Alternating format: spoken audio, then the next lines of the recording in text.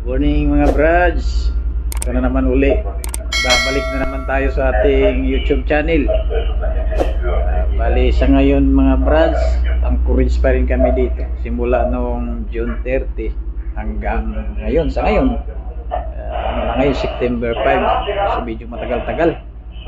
Matindi ang kapit ng angkla dito. Siguro maputik yung ano na to, ang kurahin na to. Kaya medyo boring konti mga brads, kaya medyo naisipan kong bumili ng motor na DT. Sikanan lang yun brads, pero medyo okay pa. Sa halagang 12,000 nakuha ko siya. Medyo ayos pa naman. Kaso medyo yung tunog ng makina, sabi ng mekaniko, kailangan lang daw i-overhaul para babalik siya sa dating lakas ng makina niya. Ay, maganda sana i-share ko sa inyo. So gusto kong makakuha ng idea. Baka may mga maganda kayong suggestion. Gusto ko kasi sana papurmahin yun. Medyo wala akong alam. Baka may mga alam kayo na saan makakabili ng spare parts noon. So, medyo may kalumaan na kasi yung DT na yun mga brads. Dito pa kami naka-angkla pa kami. Matindi yung kapit ng angkla rito. Talagang napakatagal na. June 30 until now September 5 na, wala pa, angkla pa rin. Kaya yun, medyo napaisip ako na ano kayang gagawin doon. Kaya yun, naisipan kong bumili ng motor na yun. May mga suggestion kayo mga brads. Kaso ang problema, galit na galit yung asawa ko siya kasing nababayad doon. Yari ako lagi. Laging galit na galit sa akin. Kasi bali yan lang yan mga brads. I-share ko lang sana sa inyo. Baka may suggest kayo kung ano magandang gagawin doon. Bali brads, i-share ko sa inyo yung motor na yun. Ini-suggestion naman dyan. Maraming salamat mga brads at God bless. More power sa ating lahat. Thank you. Ito yung sinasabi kong DT mga brads. Medyo lumang-luma na talaga itong DT na to. DT 125 to.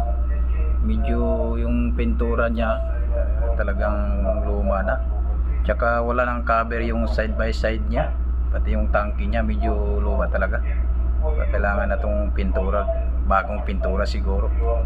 Super okay pa naman yung niya, yung rim niya, naka-alloy na. Okay pa, sabi ng mekaniko, yung na lang daw, yung makina nito kailangan lang daw i-overhaul para babalik sa dati yung andar niya o yung lakas ng makina niya. Bali nakuha ko to mga brads ng halagang 12,000 lang. Siguro baka wala kasi akong ideya kung yung saan tayo makakabili ng mga spare parts nito. DT 125 to mga brads. Medyo nga lang may kalumaan at saka yung cover ng side by side niya wala na. So bali baka may mga kayo dyan, may mga suggestion kayo dyan kung saan tayo makakabili ng mga spare parts nito. Medyo sabi nila okay pa daw ito, kulang lang daw to sa overhaul. Sige mga brads, at maraming salamat sa makakabigay ng suggestion dyan. Gusto ko kasi itong papurmahin. Ito yung naisipan kong gawin. Medyo na-boring ako dito sa barko. Matagal na kaming naka-angkla. So ayun nga, naisipan kong bumili ng motor. Sa halagang 12,000 nakuha ko ito. Sige mga brads, salamat sa makapagbigay ng suggestion dyan. At medyo wala na talaga, wala nang cover sa kabilang gilid nito. Pero yung makina, sabi ng mekaniko, okay pa talaga. Lalo na daw pagka medyo ma-overhaul ito. Magandang klase daw itong DT. Ito yung mga unang labas ng DT. Pang talaga to, pang trail daw talaga. Sige, maraming salamat mga brads.